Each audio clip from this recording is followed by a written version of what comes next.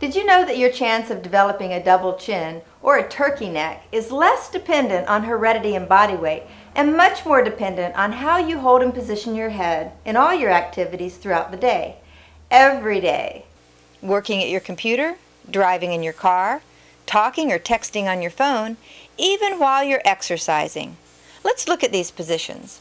At your computer, you most likely sit with the classic head-forward posture, shoulders rounded and chin dropped, hour after hour, day after day, and without realizing it, you're giving gravity permission to pull the skin and natural fat around your face and neck downward and forward.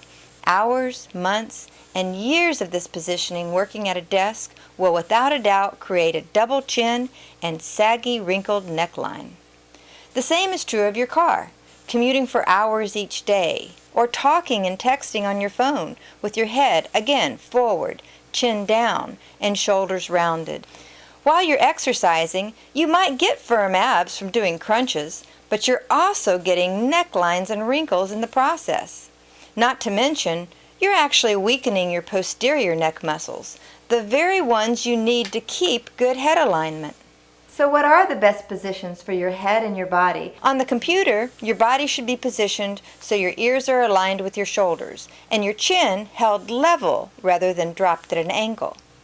In your car, make sure your headrest is not pushing your head forward. If it is, you can take off the headrest, turn it around, and put it back on. This gives you plenty of support and room for you to extend your neck. Keep in contact with the headrest to avoid dropping your chin.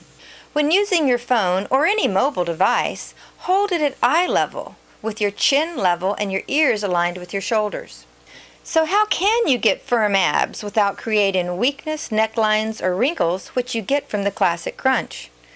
Lie flat on your back with your neck straight and lift your knees to your chest. You use the same abdominal muscles without promoting ugly neck wrinkles or weakening your neck.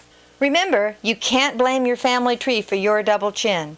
It's really caused by the constant gravitational pull on the skin and the natural fat around your face and neck with a head-forward posture. Every day.